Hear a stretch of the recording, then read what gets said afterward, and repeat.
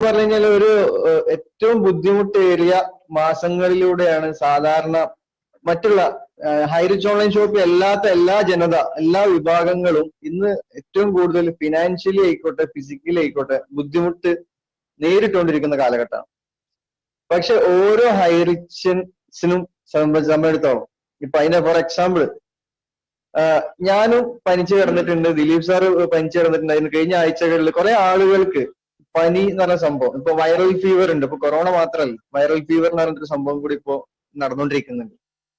അപ്പോ ഇവര് എല്ലാവരും പനിച്ച് കിടക്കുന്ന സമയത്തും വെബ്സൈറ്റ് നോക്കി രാവിലെ ഒന്ന് എടുത്തു നോക്കി കഴിഞ്ഞു കഴിഞ്ഞാല് സീലിംഗ് അച്ചീവേഴ്സിന്റെ കാര്യത്തിൽ ഒരു പഞ്ഞുമില്ല. ഇവരൊക്കെ ഫോട്ടോസ് ഉണ്ട്. അപ്പൊ ഇവർക്ക് വിളിക്കുമ്പോ, എന്നെ വിളിച്ചാലും ദിലീപ് സാർ വിളിച്ചാലും ജംസാർ വിളിച്ചാലും എല്ലാവരും വീട്ടിലിരിക്കുകയാണ്. കാരണം പുറത്തിറങ്ങി കഴിഞ്ഞാൽ മറ്റുള്ളവർക്ക് ബുദ്ധിമുട്ടാവണ്ട എന്ന് വിചാരിച്ചിട്ടാണ്. പക്ഷെ ഫോൺ കോളിലൂടെയും കാര്യങ്ങളൊക്കെ കൈകാര്യം ചെയ്യുന്നുണ്ടായിരുന്നു. പക്ഷെ എങ്കിലും ഡെയിലി ഏറ്റവും ചുരുങ്ങിയത് 5000 അബോ എല്ലാ ലീഡേഴ്സും വാങ്ങുന്നുണ്ട്. ജംഷി സാർ ആയിക്കോട്ടെ, ജംഷാറൊക്കെ 10,000 അബോ ആയി. ഇപ്പോ നമ്മളതും ഡബിൾ സൈറ്റ് റെഗുലർ സീലിംഗ് ആയി. ദിലീപ് സാറിൻ്റെത് 3 സൈറ്റും 4 സൈറ്റും മകന്റെ പേരിലുള്ള ഐഡിയും കൂടി ഇപ്പൊ റെഗുലർ സീലിംഗ് ആണ്. ഇതാണ് ഹൈ റിച്ച്, വേറെ ഒന്നുമല്ല. എന്റെ എക്സ്പീരിയൻസ് എന്ന് പറഞ്ഞു കഴിഞ്ഞാല്, സത്യം പറഞ്ഞു കഴിഞ്ഞാല് ഒരു 1.5 വർഷം മുമ്പ് ഈ ഒരു ബിസിനസ്സിൽ ജംഷാർ പറഞ്ഞ പോലെ ഞാൻ ജംഷാറൊക്കെ ഒരേ സമയത്ത് വന്നവരാണ്. നമ്മുടെ ഗ്രേറ്റ് ലീഡർ ദിലീപേട്ടൻ, ഗ്രേറ്റ് എന്ന് പറയണം. കാരണം ഏകദേശം 4.25 ലക്ഷത്തിലധികം മെമ്പേഴ്സ് ആയ ഇന്ന് ഡയറക്ട് സെല്ലിംഗ് എന്ന് പറയുന്ന ഈ ഇൻഡസ്ട്രിയിൽ ഒരു 2 വർഷത്തിനുള്ളിൽ ഇത്രയും വലിയ ടീമിനെ ക്രിയേറ്റ് ചെയ്ത വേറെ ഒരു ലീഡറും ഇല്ല. ഗ്യാരണ്ടിയാണ്. അത് എവിടെ വേണമെങ്കിലും എഴുതിയിട്ട് ഒപ്പിട്ടുതരാൻ പറ്റും. അങ്ങനെ ഒരു വ്യക്തിന്ന് എന്തോ ഒരു ഭാഗ്യം കൊണ്ട് ഒരു രാത്രി ഞാൻ എന്റെ റെഡിമെയ്ഡ് ഹോൾസെയിൽ കച്ചവടം ചെയ്ത് വരുന്ന സമയത്ത് ഒരു രാത്രി ഒരു 10-10:30 മണിക്ക് ദിലീപേട്ടനെ തിരൂര് നല്ലൊരു മഴയത്ത് ഞാൻ കണ്ടു. ഈ ഒരു ബിസിനസ് അവസരം ഷെയർ ചെയ്തു. സീരിയസ് ആയിട്ടല്ലെങ്കിലും ഞാൻ ഈ ഒരു ബിസിനസ്സിൽ 800 രൂപ ആദ്യം മുടക്കി. പിന്നീട് അത് 2400 കൺവേർട്ട് ചെയ്തു. കാരണം ഇതിന്റെ സാധ്യത വലുതാണെന്ന് ദിലീപേട്ടൻ പഠിപ്പിച്ചപ്പോ. പക്ഷെ അന്ന് ഞാൻ ജംഷാറും കുറെ ആളുകളും ഓഫീസിലേക്കൊക്കെ പോയി. പക്ഷെ അന്ന് നല്ല വെബ്സൈറ്റ് ഇല്ല, നല്ലൊരു ഓഫീസ് ഇല്ല, നല്ല സ്റ്റാഫുകൾ ഒരുപാടൊന്നും ഇല്ല. പിന്നെ ഞങ്ങൾക്ക് അന്ന് വന്ന കൊറിയർ സാധനങ്ങൾ കണ്ടു കഴിഞ്ഞാൽ ഇന്ന് വരുന്ന ആളുകൾക്ക് സത്യം പറഞ്ഞ് വിശ്വസിക്കാൻ കഴിയില്ല. അങ്ങനത്തെ പാക്കിങ്ങും അങ്ങനത്തെ ലെറ്റേഴ്സും കാര്യങ്ങളൊക്കെ ആയിരുന്നു. പക്ഷെ ഞങ്ങള് കുറച്ച് കാര്യങ്ങൾ MD പ്രതാപൻ സാർ പറഞ്ഞു, കുറച്ച് അപ്ഡേഷൻസ് പറഞ്ഞു. അപ്ഡേഷൻസ് എന്ന് പറഞ്ഞാൽ വേറെ ഒന്നുമല്ല, വെബ്സൈറ്റ് ഒന്ന് ചേഞ്ച് ആവും, ഒന്നും കൂടി അപ്ഡേറ്റഡ് ആവും. 2 നമ്മുടെ സിസ്റ്റങ്ങൾ, അതായത് എഴുതി വിടുന്നതൊക്കെ മാറിയിട്ട് കമ്പ്യൂട്ടറൈസ്ഡ് ആവും. നമ്മൾ എഴുതി വിടുന്ന കുറെ കാലം മുന്നത്തെ കഥയല്ല പറയുന്നത്, ഒരു ഏകദേശം 1.25 വർഷം മുന്നേ ഉള്ള കഥയാണ് ഞാൻ ഈ പറയുന്നത്. എഴുതിയിട്ടാണ് നമുക്ക് ഓരോ അഡ്രസ് ഡീറ്റെയിൽസും വരാറ്.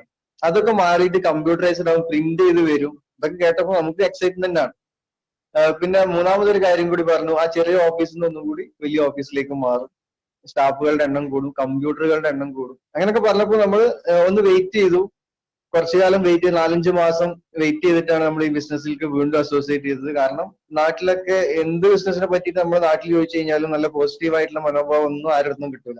അത് നിങ്ങൾ തന്നെ ഒരുപാട് പേർക്ക് അനുഭവം ഉണ്ടാവും.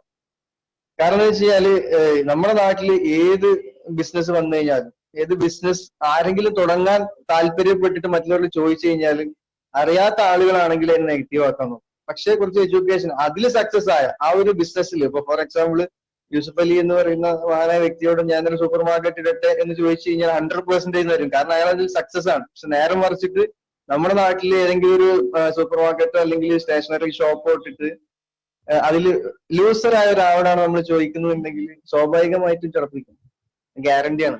പക്ഷെ ഇവിടെ എന്താ വെച്ചാൽ ഞാൻ ചോദിച്ചത് ദിലീപേട്ടനോടാണ്. ദിലീപേട്ടൻ അന്ന് ഏകദേശം 4-5 മാസം കഴിഞ്ഞപ്പോൾ ഞാൻ ബിസിനസ് സ്റ്റാർട്ട് ചെയ്യാൻ നേരം ദിലീപേട്ടൻ അതിൽ സക്സസ് ആണ്. പിന്നെ വേറെ ഒന്നും നോക്കിയില്ല, ദിലീപേട്ടന്റെ അടുത്തുനിന്ന് എല്ലാ കാര്യങ്ങളും പഠിച്ചെടുക്കാൻ ശ്രമിച്ചു. കാരണം നേരത്തെ നമ്മുടെ അൻവർ സാറ് എന്നെ പറ്റിയിട്ട് ജസ്റ്റ് പറയുകയുണ്ടായി, ഒരു ആൽമരത്തിന്റെ ചുവട്ടില് മറ്റൊരു ആൽമരത്തിന് ചാൻസ് ഇല്ല എന്ന് ഞാൻ എപ്പോഴും പറയാറുണ്ട്.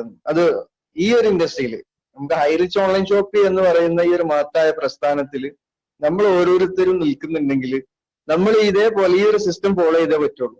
അതായത് ഒരു ആൽമരത്തിന്റെ ചുവട്ടിൽ മറ്റൊരു ആൽമരത്തിന് ചാൻസ് ഇല്ല എന്ന് പറയാൻ കാരണം, നമ്മളൊരു ലീഡർ ആയാൽ മാത്രമേ നമ്മൾ ഇൻഡിപെൻഡന്റ് ആവുള്ളൂ.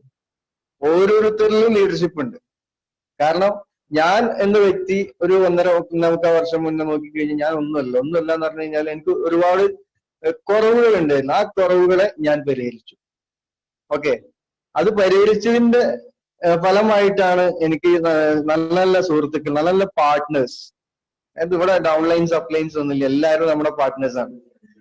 അപ്പൊ ഇത്രയും ആളുകൾ നമ്മളിലൂടെ വന്നപ്പോ എന്തുകൊണ്ടോ നമ്മുടെ ലൈഫ് സ്റ്റൈൽ മാറി. അത് ഹൈറിച്ച് എന്ന ഈ മഹത്തായ പ്രസ്ഥാനത്തില് ഒന്ന് പ്രതാപൻ സാറിന്റെ ഈ ഒരു സ്ട്രോങ് വിഷൻ, ഇത്രയും വലിയൊരു വിഷൻ.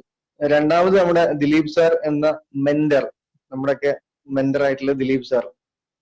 3 നമുക്ക് സത്യം പറഞ്ഞാൽ നമ്മുടെ ദൈവം.